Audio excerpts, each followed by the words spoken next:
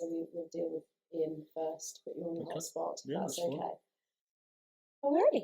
Okay, welcome to today's meeting, our first sort of hot topic meeting here in Douglas South constituency. Thank you for coming. We have Minister of the DOI, Mr. Chris Thomas, who's very kindly joined us today.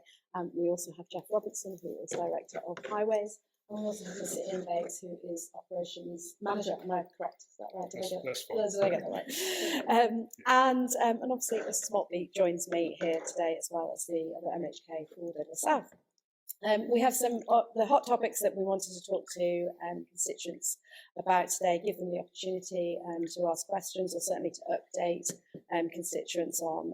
So we're going to cover the bus service in the area, obviously not just Douglas South, but obviously connections, etc., going to hospital. I know that's quite important. We're also going to cover Saddlestone lanes, and potholes in the area, safe crossing at school Valaghilt, highway and road maintenance, and also flooding in Blattermanor Hill and Hill Road. And any other questions that we want to direct to the members of the DOI who are here today. So with that, Mr. Ian Bates is going to give us an update on where we are really with the bus service, because I understand there is a bus strategy, transport strategy that's being worked on, and perhaps you could update members on that. So from the bus vanning perspective, clearly we got the opportunity, a director retired back in September, so all that way last year. The team has taken the opportunity just to review everything we do, literally everything we do. So we're going through looking at the way we operate, why we do stuff, the equipment we use from sort of top all the way down. Whilst the department is looking at transport strategy, we've taken the opportunity to go around and engage with as many stakeholders as we possibly can, commissioners, politically as well, just to get an understanding of how the residents take on what we deliver. I think we struggle at times with communication. I think is not unusual.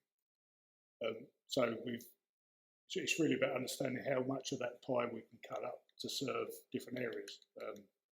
Historically, we've gone sort of through a pattern of patronage. So if we can't reach a certain patronage, you have to question whether the service is worth delivering. So it's generally around 4 people or less per hour. But there is a different view. You could look at it and go, actually, if your service isn't fit for purpose, you're not going to get the patronage in the first place. So we're now looking and just engaging to understand that what we are delivering is the right way. So in recent years, we've tried to look at different options. So in the north of the island, there is what they class as demand responsive transport. So rather than a timetable drive bus to you, it's literally passenger calling the vehicle to a close, safe point. My personal opinion is it's working very well. Once again, it's down to how we communicate that to the resident, because you've got 2 different scenarios now for public transport out there. So there is opportunities to expand that. Clearly, we can utilise vehicle capacity a little bit easier. So the large 90-seat double-decker vehicles that you see driving around could be replaced in some scenarios with 16, 17-seater minibuses. Less fuel, less cost, less investment, less maintenance. So that's where we're trying to get to at the moment. The area in particular, I know we've had several changes, particularly since COVID, of reducing services. We get questions fairly frequently about the business park, the hospital, serving certain parts of Douglas, not directly. So there's obviously that joined up one vehicle to your destination point. Once again, it's about how we slice that pie. So Ian, can I ask you, in terms of, so you've just sort of highlighted certain areas, so in terms of the communication, what are you doing to improve that? What sort of... Well, at the moment, the first port call for us was just to go out to the commissioners.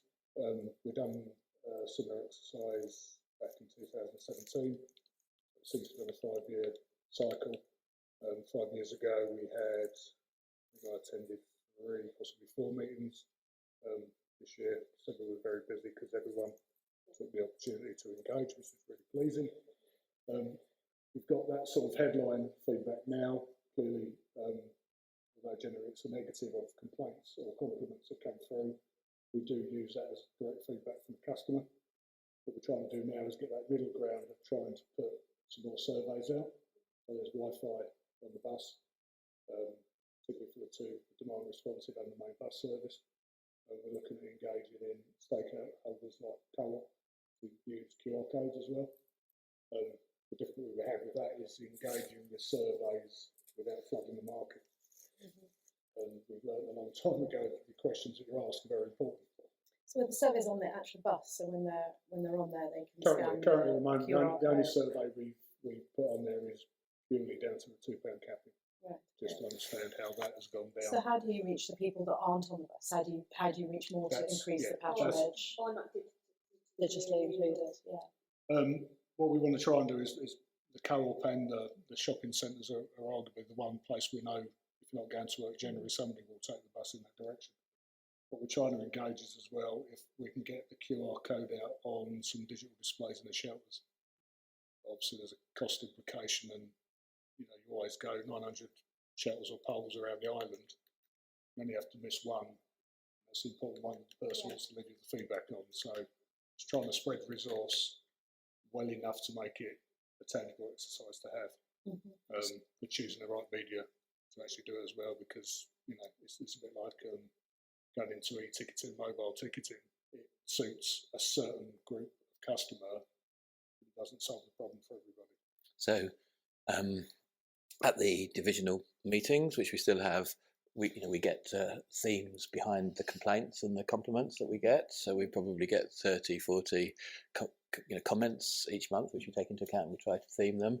I think I'm particularly interested in the feedback we're getting from the £2 bus fare survey, because we have a report now, so we have the quantitative data for what that impact has been on usage, and B, we're now beginning to get the I've been sent the report. I haven't read it as yet. I don't know if you have, but I've just received the report of the 2 months and what they've actually said on the internet for us to me to engage with council ministers, and then with council ministers on what the future of the £2 fare cap is. Trying to keep this obviously back to the constituents of Douglas South. Can you highlight some issues that have been raised, do you think, in this area? I mean, I know I can say, and obviously there's some strong examples. I think Lefton Manor Hills is clearly an area that has come through fairly frequently for us. And the issue being? It depends. We have complaints on lack of frequency, Yeah. and we have complaints that there's buses going down there in the first place.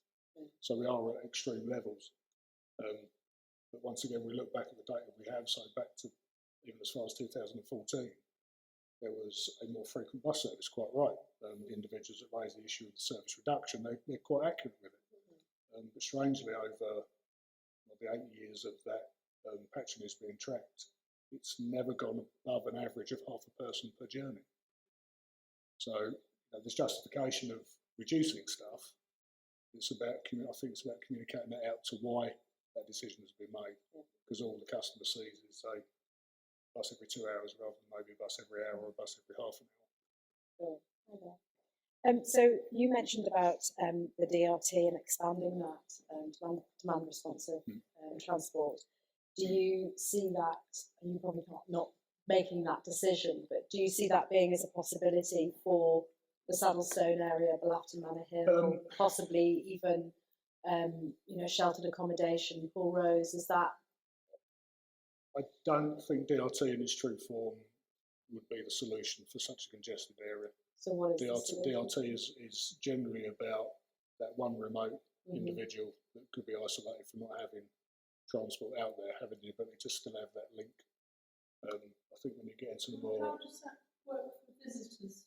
Tourists coming over from the area, who want to go to Pride or Andrews or Jerry or Bluff? There's an app.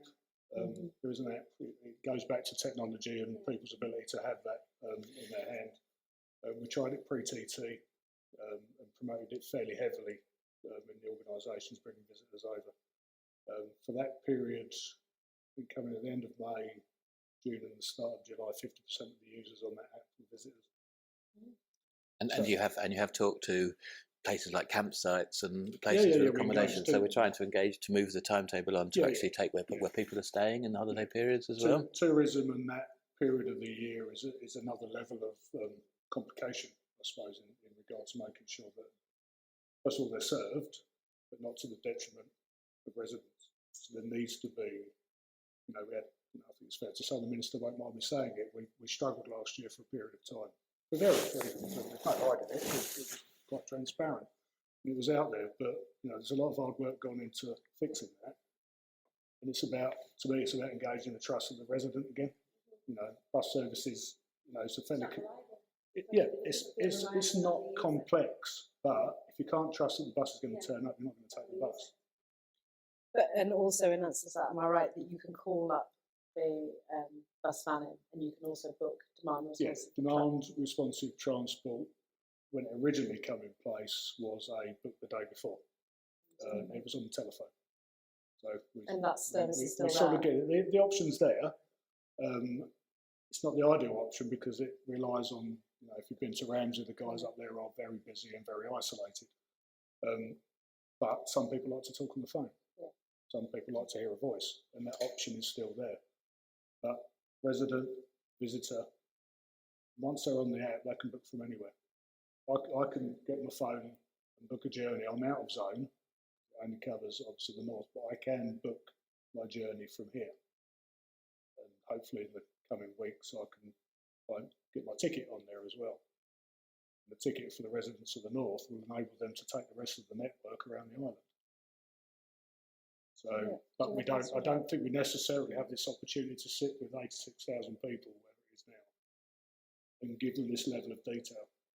We can do a survey, we can do a publicity campaign, but somebody will read that notice differently each time. So we do have to engage repeatedly to get the message over. You were going to say what the alternative was for somewhere like this, which is more urbanised and more densely populated. Yeah, there's different options. As long as the pay you're given to deliver your services isn't exceeded, there's opportunities. There's circular, I think what's been called lately, more shuttle services to go around. It's working out of Node, so your main core services come in to Douglas, and you have shuttle services feeding out from there.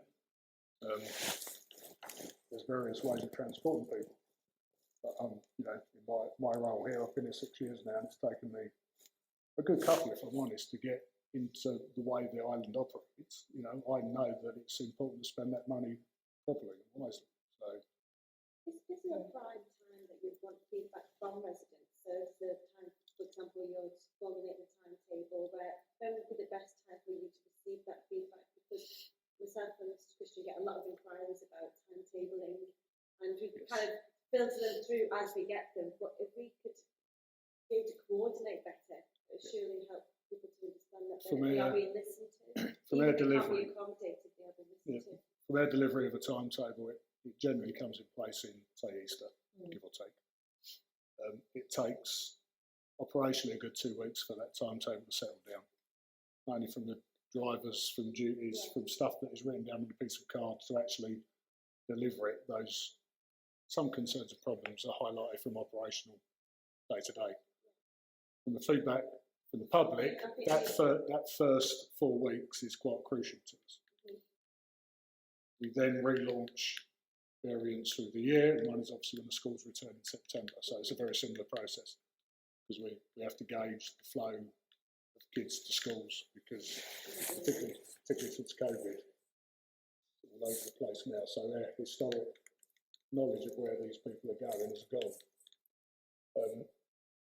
The reason we've done the stakeholder engagement going into December is because we are limited in time for our submission to the Road Traffic Licensing Committee for any changes that we want to make.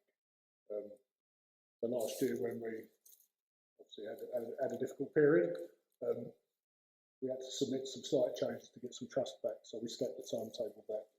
So we reduced the service to make sure we could deliver what we could.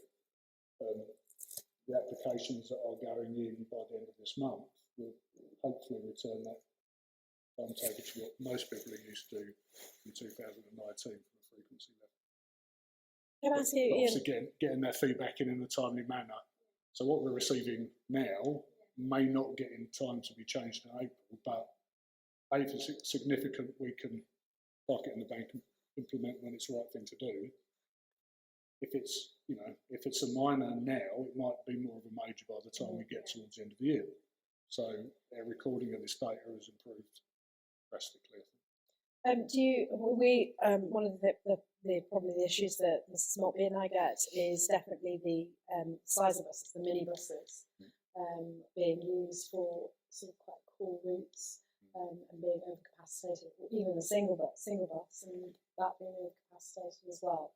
So, from your perspective, how is that being managed right now in Douglas South? Obviously, it's not just our area, but it's the routes into. Yeah. No, it's not. It's a concern everywhere, and particularly when part of the economic island plan is to increase capacity for the island.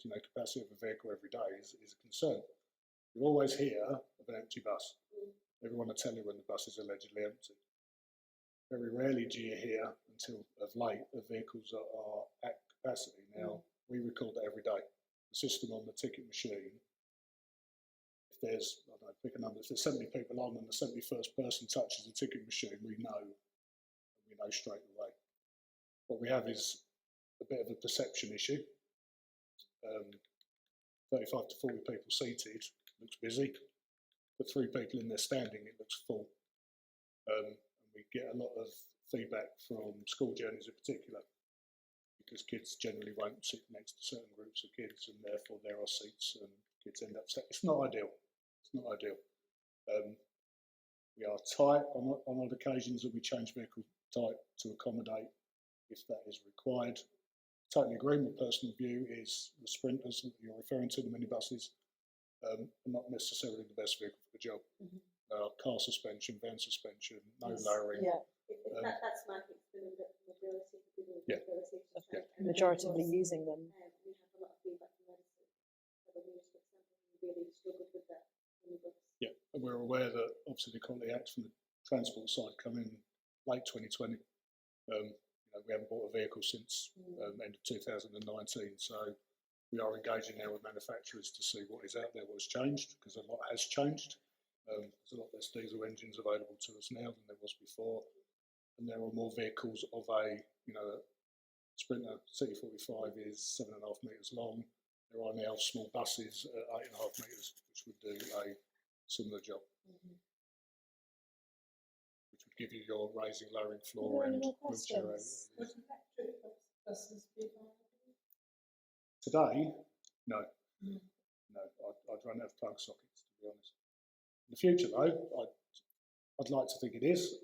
Whether it's a perfect solution, I don't know. We have an opportunity in the near future to dip our toe in the water and have a vehicle here of different fueling types, just to map how they react to our terrain. And that's always the key for us. An electric vehicle that operates in Liverpool may not operate well here. A bus that operates in Glasgow may not operate here. Capacity at Bank Circus, which is obviously where the majority of vehicles are stored in Douglas. From a service provision point of view, we would struggle to plug 2 more computers in. The charge 3, 4, 8 electric vehicles is not, from an infrastructure point of view, possible at this present time. So just some structural things to say. We are having this trial that Ian hinted at, so we are going to make that very public when we're having the trial, so we don't get accused of secretly having this bus that we're already agreed to purchase. So when that happens, the people will know about it. The second point is that at the moment, transport decarbonisation scenarios are being prepared, so the consultants are being procured by the climate change team and by the Department of Environment, and that will obviously inform our decisions, because as yet we don't know. The climate change team haven't made suggestions to us how we could get to 15% reductions in the transport space. So once we have a better idea what they're thinking in their minds, what they think of the technology, we'll have something more to set our outcomes and our action plans based on the decarbonisation scenarios. And the third point structurally is that the issue about charging points is a huge one, and it's only by March or so that DEFRA will be pronouncing on on energy security plans, because they're responsible for energy policy. And before then, ideally, so when we can get another side to it, the Manx Utilities Authority will be sharing with us, the grid and what the grid can take and where there's usage. Because the simple reality is, an electric car alongside a house, it's the same usage pretty much. So as Ian just described, 70 electric vehicles is a huge requirement. So I would be strongly, as we put together our transport strategy over the course of the next 18 months to 2 years, these are the questions we'll be having to address in the transport strategy: how it integrates into load, whether it's buses, whether it's vehicle fleet services from DOI, whether it's the post office, postage, whatever. We'll probably have pilots about the practical building on existing pipe schemes to see how. Yeah, and you wouldn't. I know the whole story, but you wouldn't believe how how somebody like the post office has been treated inside the process of a bidding to climate change funds. We've got to have those decarbonisation scenarios, and then we have to make rational decisions about how we use money, to support.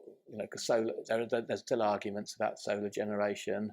There are still arguments about heavier vehicles and fuels, and we need to settle those. The final point that I wanted to link back to the constituency particularly is in South Douglas and on the South Route, as the busmen call it, we have spent a lot of money and effort and thought about putting in things like castle curbs, raised curbs, and we've tried to link those to drop curbs and highways crossing. So we've tried to do some stuff, and you will have seen that I had a recommendation that we thought about using South Douglas as a pilot for for mobilities. I know. I think today even you met the Confederation of Passenger Transport, or yesterday or something recently. So we're trying to be very practical about what that would mean and how we can help, where the demand is, how we can meet the demand, what it means in terms of driver training, what it means in terms of all of these sorts of things. And that's something else that's potentially quite exciting. Quite exciting in the constituency. Did you have a question, please, Gareth?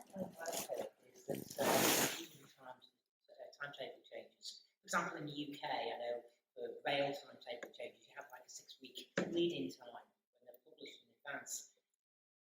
How do you propose to do that here? Do you propose to have longer lead-in timetable changes? It seems to be sort of a short period between when the timetable comes out and being implemented.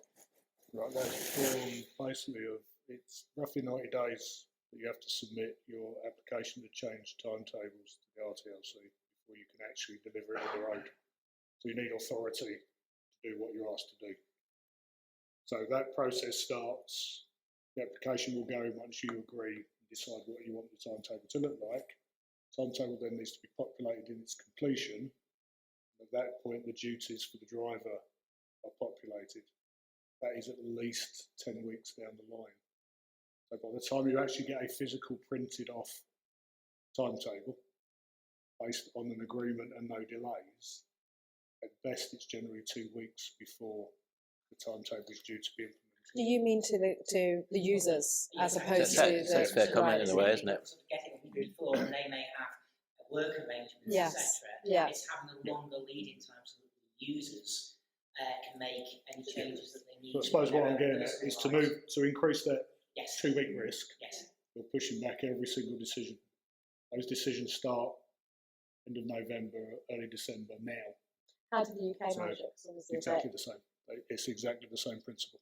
But if it is, Yes. if it is 6 weeks, and it's only 2 weeks. The slight difficulty, or the improvement the UK will have over us is most of the work that you're probably referring to is contracted.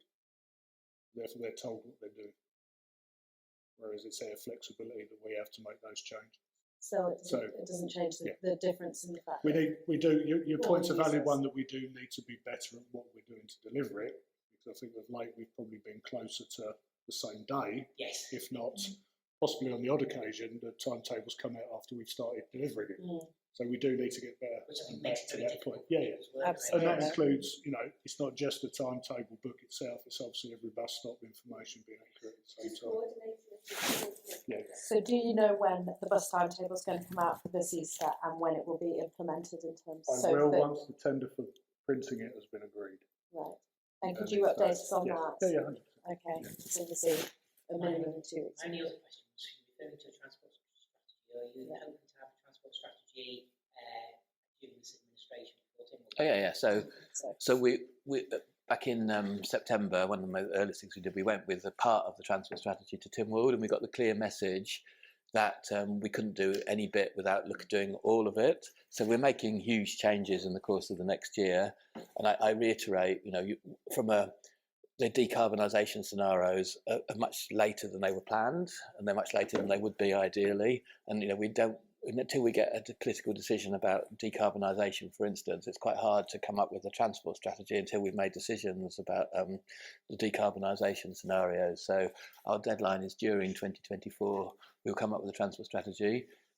Jeff is leading the coordination, but it is multidimensional. It has got access, it has got buses, it has got all sorts of aspects of highways, and that's something that's very important to us. And in terms of speeding up the time, we would like to change the regulatory process. We would like to have different systems to support our drivers and the way that we go about allocating duties. Every stage of those process, we would actually like to. review that we're doing. So. We would like to change those things. What about painting bus stops? Does that come under your remit, or is that a different department? Bus shelters are a bane of my life. But they are under your Yes, yeah. Maintenance is. Are you referring to any in particular? Or just generally? Just generally. When I arrived 6 years ago, it was sort of in place that we had a consistent product. Yeah, product because that gave us obviously economies of scale. Spares were easy to keep. Nobody told me that we had green, blue, black, and I think there is a white shelter somewhere. Yeah. There's some concrete, there's some poles, there's some with no. So maintenance is difficult, particularly in some of the scenarios we have. We're going through a regime at the moment. We're trying to refurb as many as we can, as quickly as we can, because you would see, we get from brand new shelter, clean, tidy, lit, timetable, accurate timetable, castle curbs thanks to Jeff, decent path and access to it, all the way through to a pole stuck in a hedge with a flag and no timetable on it. So what we want to try and get to is some consistency with it. So we've now managed to work through a programme where we can paint and repair the majority of a shelter as a whole without having to dismantle it completely. Because obviously the risk of taking one part off is the rest follows it quickly without actually an intent to do so. So we're trying to replace seats. We are trying to install as many solar lights where we can, but there's no mains to them, and trying to make it a lit, warm, safe place to for access and egress. There are a lot out there that I know need to be replaced, but it's trying to get that budgetary ability to do a repair that's substantial. Putting a lick of paint on if you walk down the prom, Douglas Prom, you see a lot of a lick of black paint on, which has just come off within about 6 months because of the weather conditions. So trying to get it done properly and rotate seats around to enable them to be powder coated, which gives them a little bit of protection, a little bit more longevity. Where we can, I think Royal Avenue is one that's due next. Concrete shelter that's cracked and floods constantly. It needs some groundwork, it needs some improvement to the path and the highway to enable the shelter to be put in and be more suitable. So we're working with Jeff's team to roll a programme around with that refreshment. And just one of the things that's very much in the people's face, because Paul Moulton keeps mentioning it, and Charles Guard's made a video about it. Along the promenade, we have the wires coming out underneath the or the ducts. Is it the ducts coming out underneath the bus shelters? Well, a decision will be made whether that's solar lighting or whether it needs power, and then they'll either stay or they'll go. But they will put in as an insurance policy pending that decision, and that's where we are. So some of the things that I'm accused of, just having an unfinished promenade, is just because we need to have a programme to put in place lighting along those shelters depending on these decisions, and it makes sense to keep the ducts there rather than to hide them and then dig them up again if that's what we need. So are you going to, just to go back to the bus shelter plan, is there some way that you can make this kind of more transparent to generally, I know we're here for Douglas South, but I think certainly from a perspective of is there some way you can have this on a website, you can say these are the ones that are coming up, that forward planning, these are just to really sort of kind of communicate that to the public that, I think we go through with Jeff's team on a rolling basis. For us, it's like the top 15. yeah, Whereas just and seeing the results and seeing that these are the ones we've done, and because I think that would be really helpful now too. From their point of view, you know, from transport we rely heavily, and Jeff's team have put out the plan on his social media feeds of, you know, the shelters and the curbs are done, which we will jump on straight away to help and promote what we view as good news. Yeah, to be fair, I do think the social media stuff that you have put out has been really good. You know, it's a great way for people to interact and to see. I think what Mrs. Christian's maybe referring to is like if we could signpost people to the That's website to definitely be able to see, because some people don't use social media, but they might use the internet to be able to go onto a website. So I think that's what we're saying, that there's a way of signposting to people to see where they might sit on the timeline, their project. Something centralised, so I know that, you know, Westmoreland Road somewhere or wherever, I Victoria think Street it's or... getting criticism as well. Exactly. Nothing's being done. Yeah. But the social media stuff is good, that is It is. positive. But I think it would be quite good if we could put that onto the website as well. If not everybody goes to Facebook. Okay, so we're now going to, thank you very much, Ian, I really appreciate that. And just to say, if anybody has any specific questions they want to email in to us after this, please feel free, because Ian loves comments and helpful and communication.